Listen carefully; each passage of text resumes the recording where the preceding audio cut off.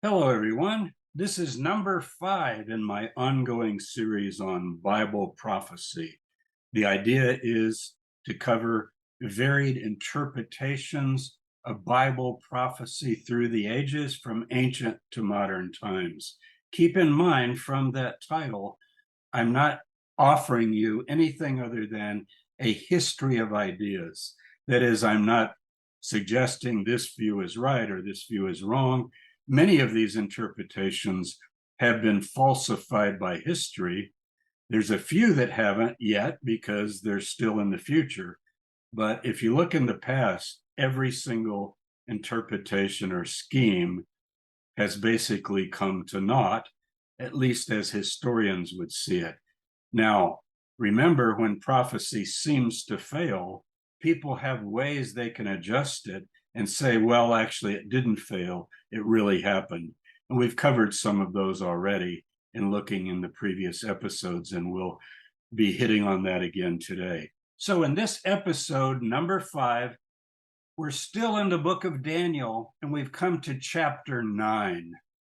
Before I dive into that, I want to share my screen for those of you that might just be getting into this series and take a look at my YouTube channel, and I'll make it full screen where you can see it really well. There we go.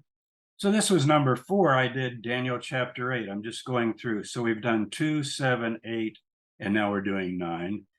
But if you look back here, the very latest additions to the channel, you can see this was number 1, Believing Through the Ages. And then I did the first Messiah. That's actually about the Dead Sea Scroll group. If you missed that, you want to get that. These two are nothing to do with the series, but I'm putting up on YouTube all the time, more than just the series. And here's number 3. And this has to do with Daniel 2 and 7 and the different dreams that are interpreted, first of Nebuchadnezzar, then of Daniel himself. And then finally, the last one I put up in the series is number 4.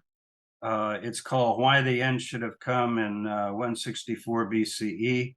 So take a look at that. Look at the entire channel. I've actually got 2 series. Here's Death and Afterlife, and this is the Bible Prophecy. And then we've got all kinds of topical things. And if you're not familiar with my channel, welcome. Please subscribe. It helps the algorithms. YouTube notices when people watch. And you can also sign up for notifications by hitting the little bell if you would like. So let me stop this share and let's go into the content of number 5, Daniel 9, the famous 70 week. Okay, so let's start Daniel 9. I'll share the screen here and we'll get into it. This is part of the whole series, and you eventually will have all of these slides. So, Daniel 9, a 70 weeks prophecy. It's actually 70 heptads. Heptad is a period of 7, so I put weeks in quotes. Most interpreters think it's 70 weeks of years.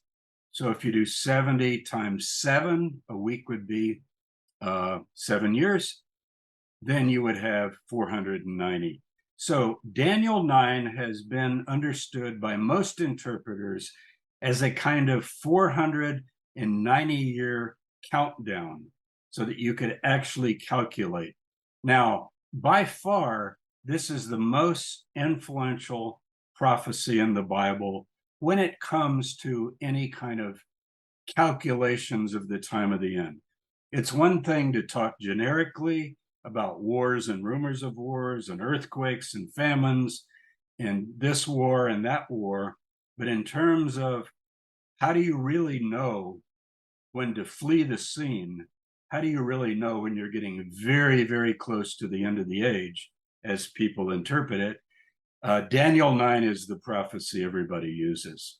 So here we've got a great view of the Temple Mount as it is today.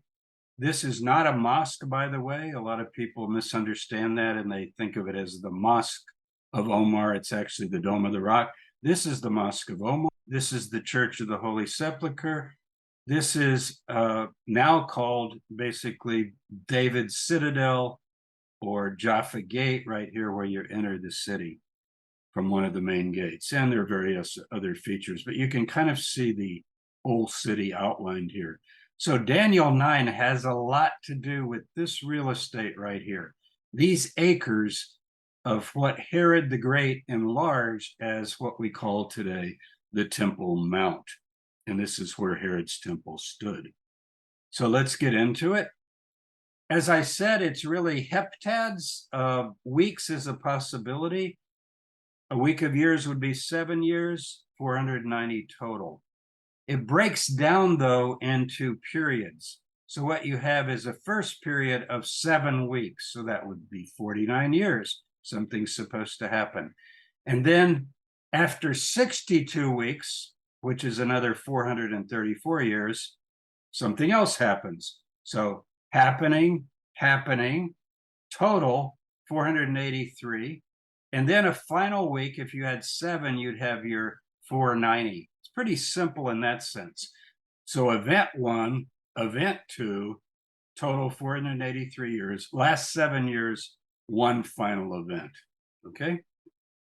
Now here's the actual prophecy. I put the numbers in so you can kind of keep up.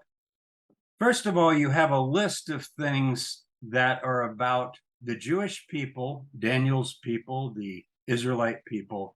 Daniel is, according to the book of Daniel, a captive, first under King Nebuchadnezzar, but then down on through the Persian period. Remember, Nebuchadnezzar conquered Jerusalem, traditional date 586, 7, 8, right in that period.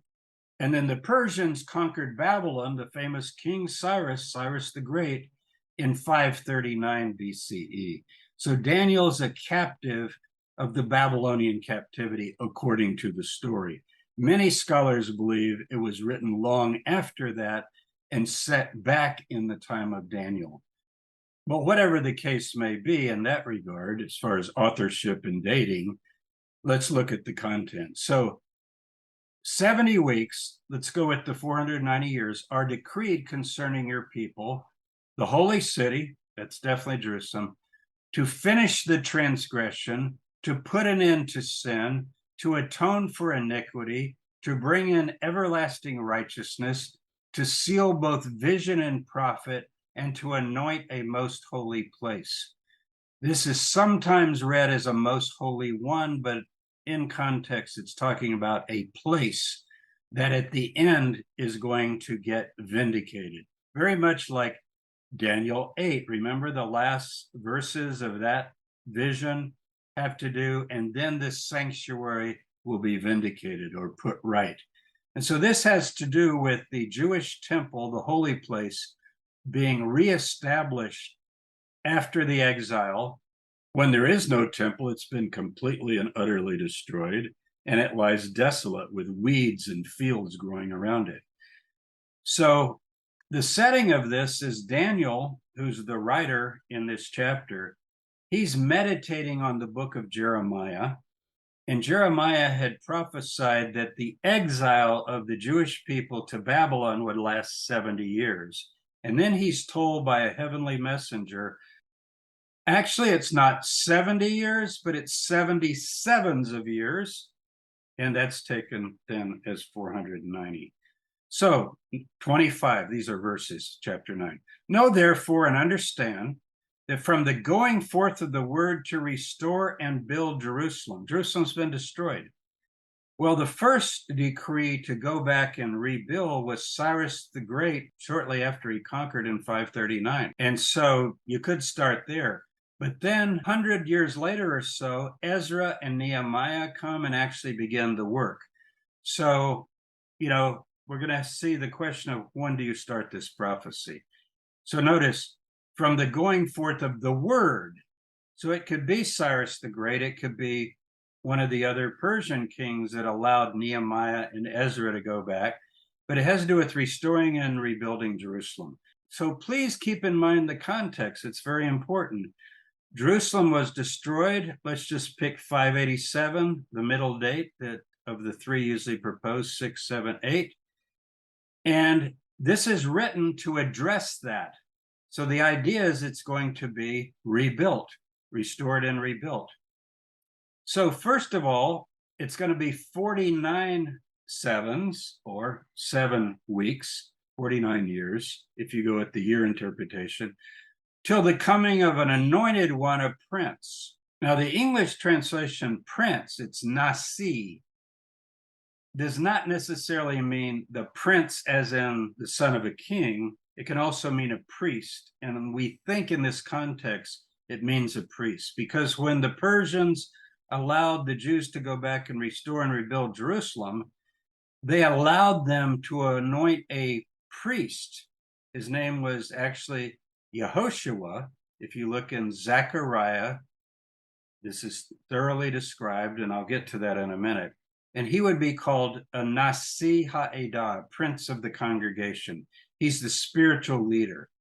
So from the command to restore and build, 49 years later, you have the coming of an anointed prince. And I think that's probably around 515, 520, right in there.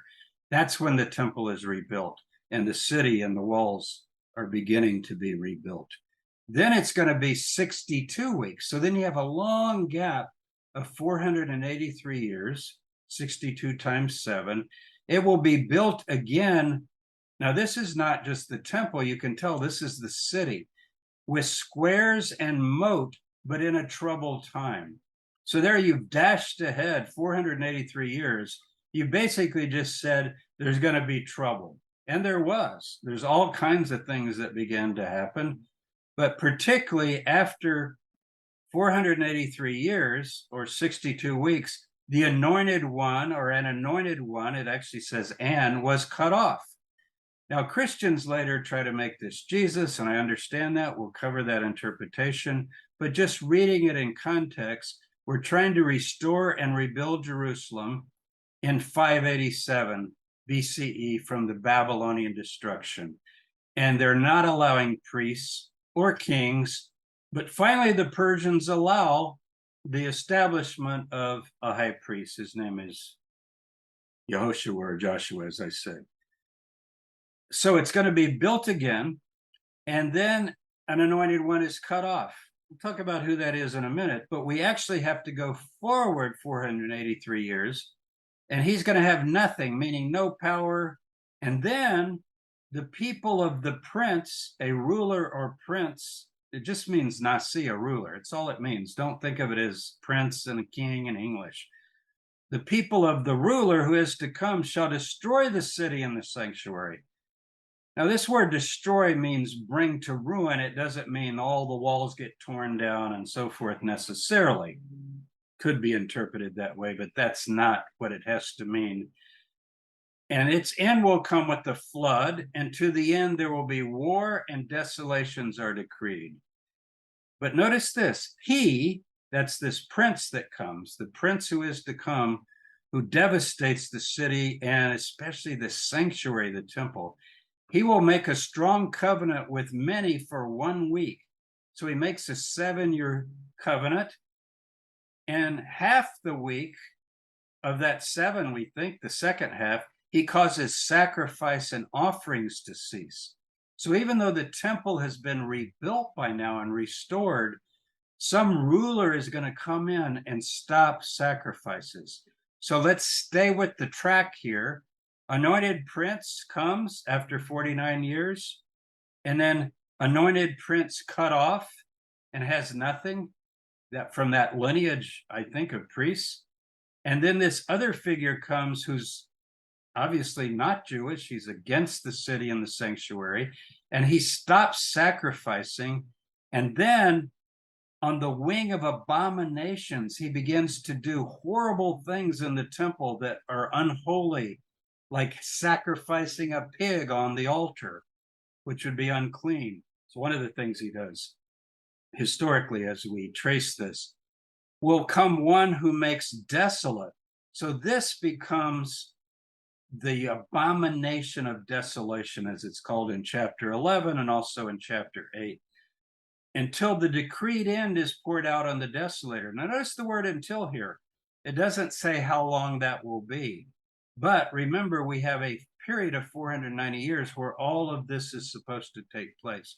So what it's saying is, in the midst of depression and devastation here, you're going to have good news at the end of 490 years. Okay, so let's break it down a little bit.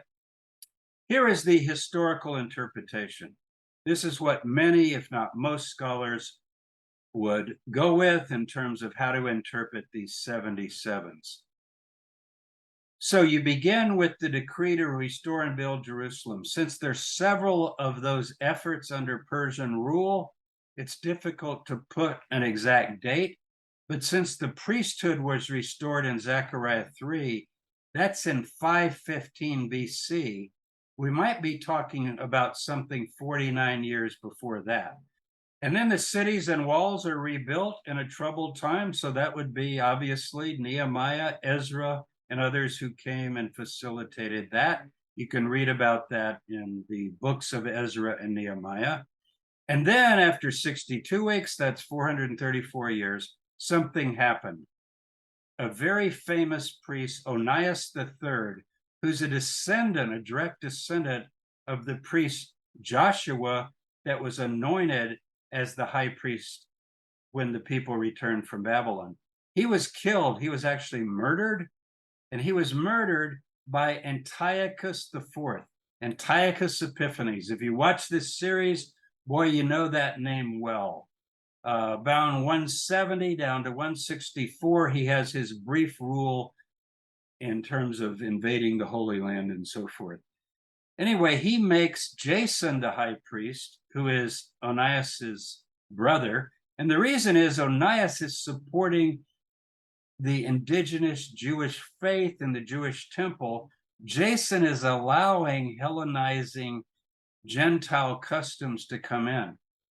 So we read in 1 Maccabees 1:11 that Antiochus made a covenant with the Gentiles, Hellenizing, and he sets up a desolating sacrilege. You can read it in 1 Maccabees 1:54. So that's the best reference we have to what it's talking about. If you go to 1 Maccabees, you read about this desolating sacrilege. Well, what is it really? It's an altar to Zeus. So no more Yahweh or Jehovah worship, but Zeus, and a pig is offered on the altar, and all sorts of other persecutions that I previously covered. Just read 1 Maccabees 1, 2, 3, and 4, and you'll get the story. It's very chilling. If you don't have a copy of Maccabees, it's in the Apocrypha. If you're Roman Catholic, it's in your Bible. If you have a study Bible, often it's Old Testament, New Testament, and the Apocrypha together. The Bible I use here, the Oxford Annotated, it's got all three. Or go online and just type in the Apocrypha or type in 1 Maccabees. And there are lots of websites now. It's easy to find. So read the first 4 chapters. You will be amazed at how it fits this basic prophecy. Now, once Antiochus comes and goes in 164, and desolation is poured out on the desolator, you might say, and the temple is restored and sacrifices continue, then we have additional applications of the 70 weeks prophecy. Because as you can see, we've ended it down to the time of Antiochus with the 490-year period. But the end didn't come. And the kind of idealism that's really talked about in these verses, if you go back, put an end to sin, finish transgression, atone for iniquity. This is like the kingdom of God coming. And that's how people interpreted it. It goes with Daniel 2, where a stone breaks in pieces all the Gentile kingdoms and they fall. Or Daniel 7, where we have the idea of the different beasts and they're all destroyed.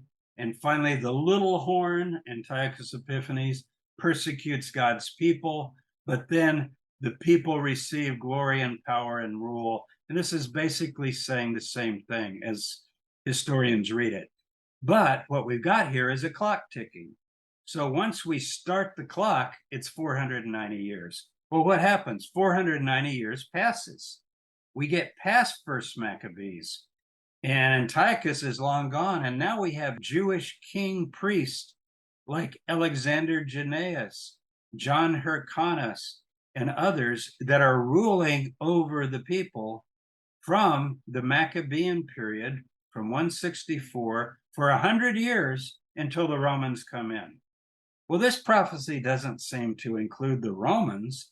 It's really hard to stretch 490 years all the way into the late first century when the Romans destroyed Jerusalem. And yet, this is talking about a desolating sacrilege long before that. So now let's go on.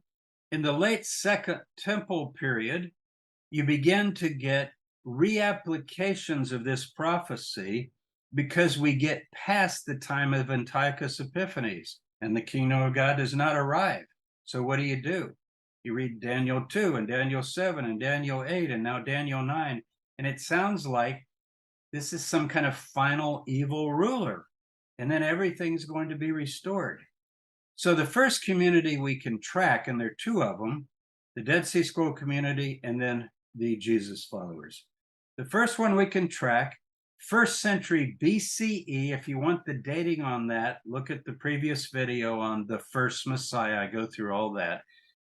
So in the Damascus document, column 1, which is kind of a charter of the group, and then cave 11, Q means Qumran, cave 11 at Qumran. Qumran's where the Dead Sea Scrolls were found. There are 11 caves. It's also called Melchizedek. I abbreviated it because it talks about the coming of a priest, a perfect priest at the end.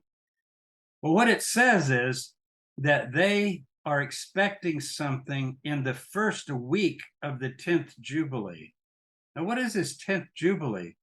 Well, a Jubilee in this time is 49 years. I know people think of it as 50, but you count 7, 7, 7, 7, 7, 7, 7, 7, 7, 49. That's a Jubilee. And as at the end of the 49th and the beginning of the 50th, you declare a Jubilee.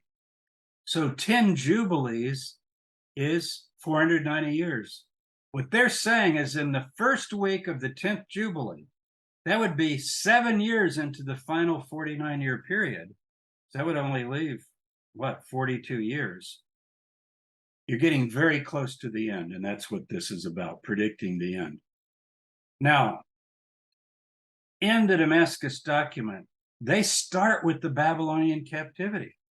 So they're following Daniel very closely, and they say there's a period of wrath for 390 years. And then they say their group was formed, and for 20 years they wandered like blind men searching for the way. And then God raised up a teacher. So you can see how these add up, 390, 20. We think the teacher exercised his rule or his authority for about 40 years, like Moses. He's likened to a prophet like Moses. And then from the death of the teacher to the end, it also says is another 40 years. So here you've got your 490 years as they understood it. And they thought they were right here in the time of the teacher, where in the first week of the 10th Jubilee, the teacher has died, and now they've got just a little more than 40 years left. And they began talking about that. So when we read the Dead Sea Scrolls, it's an apocalyptic group that expects to live to see the end, but then they get past the 40 years. Again, watch my video on the first Messiah in this series. I go through all that. Okay, so think of it like this. You see this ruler. This 6-inch ruler. Let's call this a 490-year period. So originally it was back like this, and I'm counting forward. And then the end didn't come. And so I come up with another starting place and I move it, maybe something like that. And the end didn't come. And then I start moving it like this. In each case, I'm reinterpreting the 490-year period in terms of when it starts. So that's one of the ways you adjust for your predictions not being exactly right. You simply extend the time.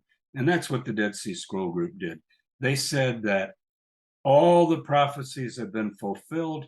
We were right, but God has extended the time. And we also find that in the New Testament in 2 Peter, that God has extended the time. Now, the Jesus movement is interesting. I'm not going to do this in detail right now because we're going to cover it in detail. But in terms of Daniel 9, the first words Jesus said in our earliest gospel, Mark, the time is fulfilled. When you say the time is fulfilled, you got to be talking about a time, kind of like a clock going. Paul also in 1 Corinthians 7 talks about the appointed time has grown very near. In the book of Daniel, that's called the appointed time of the end. The time is fulfilled, the kingdom of God is at hand. So now he is into the first century. He probably speaks this, his earliest message, maybe, or I'm going to say around the year 27, maybe 26 CE. I think he dies in 30. And one of the things he says in Mark, or he's recorded to have said, is the sign of the end is when the desolating sacrilege is set up. Now think about that. When you see the desolating sacrilege, well, he clearly is thinking, just as Antiochus, because he knows the Maccabees, Hanukkah's actually celebrated. We have a reference to Jesus going to Jerusalem at Hanukkah and walking in the temple during the Feast of Hanukkah. So he's well aware of what Antiochus Epiphanes did, but he's thinking that the slide is moving, and now this prophecy can be applied to a coming one yet in the future, when you see the desolating sacrilege set up. Now, most interpreters would say that was the Romans coming in the first Jewish revolt, 66 to 73 CE. Paul, earlier than that, in 2 Thessalonians 2, or maybe a student of Paul, talks about the coming of Christ. The second coming will not come until a lawless one sits in the temple and claims to be God. So you can see what's happening here. When Jesus comes on the scene, the time is fulfilled, the kingdom is near. But as you move on down into the end of the first century and beyond, the Romans get more powerful. The kingdom does not conquer Rome, even if Rome was the fourth kingdom as they understood it. And the desolating sacrilege is set up, and Jerusalem is destroyed. There's no restoring and rebuilding Jerusalem. So it'd be very difficult to stretch that out very far.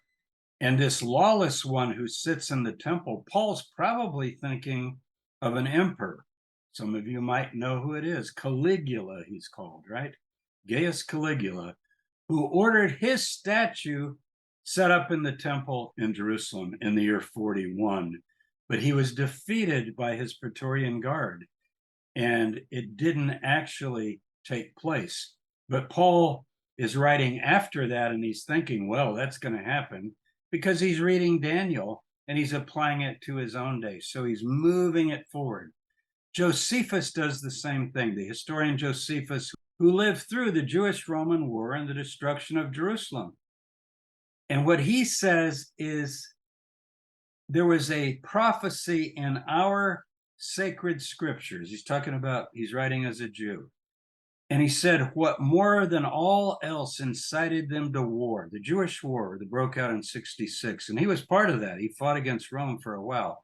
Was an ambiguous oracle found in their sacred scriptures. And I'm convinced that is Daniel 9. It's the prophecy we're studying. But he says it's ambiguous. You can see why. That at that time, one from their country would become ruler of the world. So people were interpreting this as the coming of the Messiah, somebody from their country. And Josephus is saying, guess what? They missed it. It wasn't about the coming of the Messiah. It was the coming of Vespasian, the Roman emperor. And he tells Vespasian, you're prophesied in our Bible in Daniel 9. You desolated the temple. You set up a desolating sacrilege. Like Antiochus, he dedicated the temple area to Jupiter, which is the equivalent of Zeus for Antiochus Epiphanes. And then he refers, that was in book 6. In book 4, he also says, for there was an ancient saying of inspired men, it's obviously Daniel 9, that the city would be taken and the sanctuary burnt to the ground by right of war whensoever, see the timing, it should be visited by sedition and native hands, should be the first to defile God's sacred precincts. So remember, he makes a covenant with many, and you had on both sides of the Jewish war people that were loyal to Rome, as well as people that fought against Rome, the so-called Jewish rebels. So here you have two attempts in the first century, the Jesus movement and the Jewish-Roman war that Josephus reports about, to apply this prophecy to that time. Well, then Rome comes along, other kingdoms come. You can open up Daniel 9, and it doesn't seem to be unfolding. Rather than desolation being poured out on the desolator, like it was on Antiochus Epiphanes, you have numerous desolators through history, and they just keep causing destruction. Once Jerusalem is destroyed by the Romans, it is rebuilt, but it's rebuilt by Hadrian, the Roman emperor, and turned into Aelia Capitolina, which means the city for the god Jupiter. So I hardly think that is what Daniel talks about, restoring everlasting righteousness, anointing the holy place, and so forth. So now we got a problem. The 490 years is long run out. So what are we going to do? So what you have is different attempts to reinterpret. The first one was William Miller. This is common among the Seventh-day Adventists I've already talked about. They combined the 2,300 days. That was the last episode. If this is getting a little complicated, you've got to watch all of these. So the previous one, number 4, the 2,300 days, they put that with the 70 weeks. So 490 is a period within the broad prophecy of 2,300 days. So 490 years, they start with Ezra, 457, and they go forth 483 plus 7. In the middle of the week is Jesus. He died on the cross. And even though sacrifice didn't end in 30 when he died, for Christians, sacrifices ended because you don't need them anymore. And then a final 3.5 years leading to the death of Stephen. And then you simply go ahead with 1,260 years, which is a number in the book of Daniel, chapter 12, which we'll get to eventually. So you basically just put all these together, and the Adventists said that the end would come in 1844. We've already covered that. This goes back to William Miller, but then it's picked up on by the Seventh-day Adventist Ellen G. White, who is their prophetess. And she said, actually, it was right because Jesus came out of the sanctuary in heaven, and nothing to do with Daniel 9, because that would be way back here. Okay, now, this is Jehovah's Witnesses, very common. They have a similar start. 455, 7 weeks or 49 years, Jerusalem is rebuilt. They take it all the way down to 406, which is a little bit hard to fit, but you know, you got the general idea. 62 weeks takes you to Jesus arriving. They think he died in 33, and then 3 years later, in 36, would be the end of the 70 weeks. Well, I mean, when you read Daniel 9, neither of these really fit very well. Okay, then there's another idea. One of my friends sent me this. What if you don't think of 70 weeks as 490 years? What if you think of it as 70 jubilees? So a jubilee is 49 years, and this would be 70 jubilees. In other words, that a heptad or a 7 means 7 weeks. So that would be 3,430 years. And this particular interpretation starts with the Exodus put at 1446 BC. And look where we are right now in the fall of 2023 CE when I'm recording this. And we're supposed to have the end. And then these different markers of things that have happened along the way. So that's another way that Daniel 9 and the 70 weeks has been extended or put further down the timeline. Now, the most common way it's done today was pioneered by Darby, John Darby, and it was popularized by Scofield. This is a picture of Darby. This is the Scofield Reference Bible, published by Oxford University Press, King James Version, 1909, and then in 1917. It's still being published today. Has tremendous influence. Darby had argued, 1830s, that there were 7 periods or dispensations. And you can see them here. You start with Eden, and then getting out of the garden, and then Noah, and then Abraham, and then Moses, and then you have Jesus Christ. But between 6 and 7, there's an indefinite period of time. Okay, keep that in mind. So these are successive, but right here you can have a lot of time passing according to this view called dispensationalism. Now, here's the typical way it would work. You start with wherever you want to start the rebuilding. Typically, it's going to be 457 because you want to do, you want to make it come out to Jesus. So 49 years, the command to rebuild Jerusalem, and then the 62 weeks, 434, the Messiah, the Prince is cut off, and they believe that is, of course, Jesus. And then the clock was 7 years from the end, and it stopped. Prophetic time stopped. And then the church comes, and there's a prophetic gap, and the Gentiles conquer Jerusalem in 70, and all of world history happens. But at the end of time, there'll be a rapture of the Christians and the appearing of Jesus Christ, a final 7-year period. It's usually called a time of tribulation. Some have a mid-tribulation idea of the rapture. Some have a pre-trib idea. It's all kinds of variations. But the main thing is the gap theory. Now, that was introduced by Darby. John Darby introduced it. Scofield popularized it, and boy, has it gone since then. These books, this was 1970s, 1980s, 1990s, all of them sold millions of copies.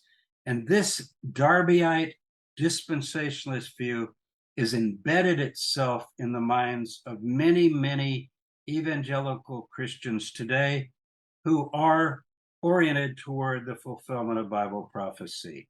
And so they believe that the time of the end has come, and we're living in the time of the end. And even though now we're way into the new millennium, this famous book by Tim LaHaye, I think there were 8 movies made about this book. It was amazing. This idea of people being raptured, disappearing. Edgar Whisenant, 1988. Many of you might not remember that, but some of you will. It was huge. Everybody was talking about it. The rapture is going to occur, and everybody was almost ready to go out and meet Jesus. And of course, nothing happened. I say, of course, not because I'm cynical, but because I think you should be cautious on setting dates. An enterprise of interpreting these prophecies of Daniel that has failed over the centuries should not be so eagerly endorsed. There should be a sign saying caution. So notice the historical view is that this was fulfilled under Antiochus Epiphanes, but obviously since the end didn't come, it introduces the idea that there can still be a final evil ruler, an Antiochus-like character.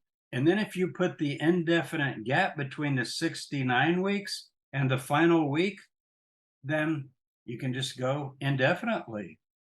Until the rapture and Jesus come, there's no way to disprove this view. So finally, Darby figured out a way to make it infinitely elastic so that the next thing on the prophetic calendar, in the view of many dispensationalists, is the rapture. Now, after that, you would have these events happening. An evil ruler would come. He would come into the Middle East. The Jewish temple will have been rebuilt. He will take over the Jewish temple. He becomes this man of lawlessness that Paul talks about in 2 Thessalonians 2. So I know that was a little technical, but I hope with the charts and so forth, you can make it out. That is Daniel chapter 9, infinitely stretched now until the end of the age, or read historically as a way of talking about a terrible time of Jewish persecution in the 2nd century BC with Antiochus Epiphanes that really, to those people, should have signaled the end, a terrible time of trouble. Now, we're still moving ahead, and in chapter 11 and 12, I'm going to argue that the time was extended in the book of Daniel. There was actually an attempt in the book of Daniel in 11 and 12 to have a subsequent evil ruler after Antiochus Epiphanes. So you can have Daniel 2 and Daniel 7 and Daniel 8 and Daniel 9, all referring to Antiochus Epiphanes, but he would just be a model of one more to come, and his tribulation would be nothing compared to the final great tribulation. That's how Jesus interpreted it. Obviously, he didn't think it was Antiochus Epiphanes.